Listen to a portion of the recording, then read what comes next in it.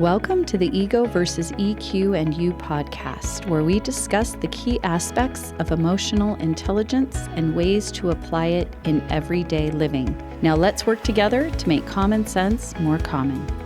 Welcome back to the podcast. I'm your host, Jen Shirkani, and I am here today with Steve Friedlein, Jennifer, my co-host, yes, in person, in studio. Right.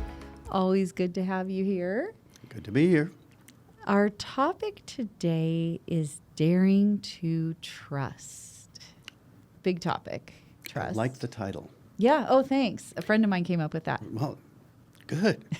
I like it because there's a fear involved sometimes, I think, of rebuilding a trusting situation. And if I've been the person to cause the breakdown, that's one thing and one approach. But if it's broken down because of something someone else did, then it's a different kind of challenge. But most importantly, as we talk about this subject, Jen, I think we need to talk about the fact that the focus is on us. We can all think about what someone else did and how they should respond differently in this situation. But I think as we encourage people to think more about trusting challenges, focus on what you're doing, how you're saying what you're saying, how you're going about rebuilding if there's been a challenge, whether it's you that's broken the trust or whether you've seen something in someone else that makes you question. There's always that need to dare to get back into it comfortably. Yeah, it's scary, huh? I think so. But I think you're right. Ego is very eager to focus on other people and what they're doing to break down trust. Yes. And EQ would say, okay, what am I doing to be trustworthy? Right. What is my part in this if there has been a trust break? Totally agree. And you know, sometimes it's not necessarily just a trust break, but we see situations come up where people start questioning the motives of others. I'm thinking about a situation where we were working together with a group of people that were participating in a workshop. We had 20-ish some people in the room, and there were 3 people, I think, that sat at a table in the back of the room, each of them with a laptop. And I've seen this a few times, actually. Yeah, and they made it known that they wanted to be there and see what was happening, but they really didn't want to participate in the workshop. Yeah. And so we're like, okay, well, it really wasn't our place to say, no, you have to leave now. But it did, I believe, raise some trust issues that were not spoken by participants who were, you could see several times when someone would say something and people would look to the back table to see if there was a reaction. Yeah. So there were these little innuendos that made people think, what's going on? Or is there some hidden agenda I don't know about here? So sometimes even when we don't say something, we can create a cycle of mistrust, which is what I think was happening in that particular situation and others like it, as we know. Right. It kind of goes back to our last episode on intent versus impact, where their intent was to come and kind of see what was going on for the participants and the employees at the company, but their impact was, what are they typing back there? Are they transcribing what's being said? Are there, is this going to leave the room? Kind of concern. Yeah, and it's human nature in situations like that for us to wonder what's happening. And even if there isn't an ulterior motive, that questioning somehow impacts the way we participate or the information that we share. And I think the challenge is we're trying to create an protective, right? Yeah. So we're trying to create an open environment. Yeah. And yet it didn't quite feel that way for some of the participants. No, it didn't. Behavior speaks louder than words, as they say. Absolutely. Right? If we go back to us and what we can control related to trust and being trustworthy, to me, one of the greatest resources on this topic is a book called The Speed of Trust. Yes. I've mentioned it before. Covey. It's one of my favorites, Covey. And he really talks about the elements of trust. First, he has like 13 ways leaders can be more trustworthy. But to me, his breakdown of what trust means is super powerful. Okay. And he looks at things, he kind of breaks it into character and competence. And I think we think of character a lot. When we think of trust, it's like, oh, is this person well-intended? Are they ethical? Are they operating under, moral values. But we don't think of competence very often when it comes to trust. And yet that's so significant when I think about it, really. Do you know what you're doing? Right. Do you know what you're talking about? I really like you. Right. Okay. The relationship piece is there. I don't question your character. But if you don't have a combination of that ability to be competent on whatever the subject is, trust can also become an issue. Yes. I mean, I may be very well intended and very much try to be honest in everything I do. But if I get into a habit of saying yes to too much and then I don't get my deadlines met, people are going to start questioning my capabilities or my results. Right. And then when I say yes the next time, sure, I can get that done. Someone's going to question, can I really trust her to get this done on time? And I can look at both of those aspects and say, character will only carry you so far. Yes. But so will competence. Yes. Okay. You have to have both. You might be right? extremely competent, and I love the fact that you get everything done on time, and the way you go about doing the research is great. But I can't always depend on you from a relationship standpoint. And that can come into question, I think, over time as you start to wonder about certain aspects of the relationship. Yeah. So if we can, one, try and act ethically, right? Honestly and ethically, so our character isn't being questioned. The second part of that is, am I operating to demonstrate my capability? Am I providing consistent results? Those are ways to bolster people's trust in you. Yes. Right.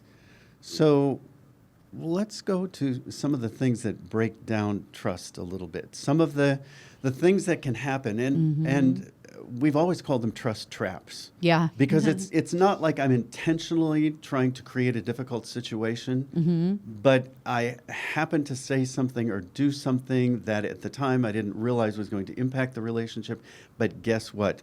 It did. I think sometimes spreading rumors, where you hear something that someone said and it's like, wait a minute, why didn't they come and tell me if that was an issue? But now I've heard it secondhand. Once again, I think that can put into question maybe both the competence and the character of the person that's sharing the information. Kind of back to Covey, his analogy around this is, if you're talking to me about somebody else, right? If you're gossiping to me about somebody else, when I leave the room, what are you saying about me? Exactly. So I'm not going to trust you. Yes.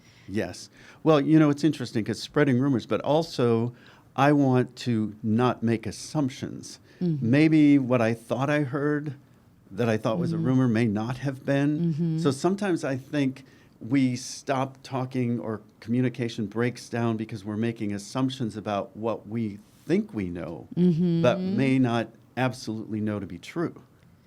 Right. We're prejudging sometimes. Yes. A person. Yes. Or a situation. Without any facts. Yes. Yeah.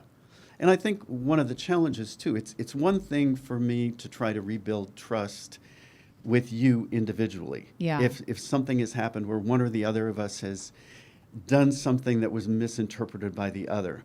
I think what complicates it is when it happens in a team situation where trust becomes questioned, where there are 5 or 6 people involved, and then it becomes, okay, how did this come about, and what's the real source of the challenge, and how do I go about beginning to repair what I know isn't working? Yeah. Or how often do we avoid certain people or bypass certain people? Maybe they are, in fairness, difficult, or I'm not going to get the answer I want from them, so I will go around them and work around them.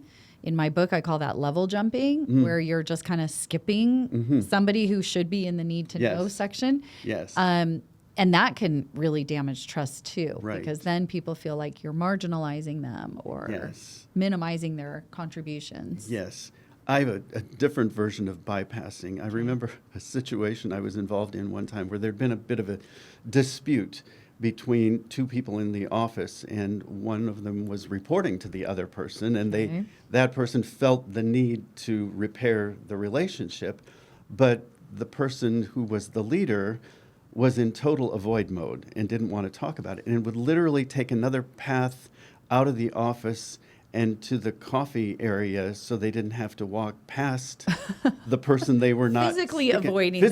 So bypassing in a physical sort of way. Goodness. And we all have different ways of avoiding. Yeah. I just think it's very challenging, because the way I might go about resolving a challenging situation might be very different from yours. Yes. Do you tend to want to talk more about what happened, or would you rather just let the dust settle and we'll get back to it later? Yeah. We're not always on the same time frame. No, or you're the right. same level of urgency. True. Yeah. Yeah, I think it's very easy to point fingers at what someone else isn't doing Yep. or is doing to break Yep. down trust. Yep. But in the end, of course, we can only control ourselves. Yep. And so if I can do my best to maintain my character and my competence and not avoid Yeah. when I know that there's a problem, right? Right. Not ignore it, not allow issues to go unresolved, Yeah. try and be earnest. I think another piece of that is the importance of patience. Oh, yeah. Okay. It takes we never use the word trust without building trust. It doesn't Yeah, just you're right. happen. You're right. So I think the importance of realizing, it broke down very quickly, Yes. but it may not rebuild as quickly as it broke down. So I think having the patience to understand Right. that my time frames, again, may not be consistent with yours. Mm-hmm. And I want to make sure that as we rebuild, Yeah. the foundation of that rebuild is going to be solid. Yeah, because I think it's almost like trust happens in these micro moments, right? It's in how I give you feedback, how you receive the feedback, Yes. how we discuss a disagreement. Those are all little opportunities to rebuild trust in small ways Yep. that eventually does take time. Absolutely. Yeah. Yes.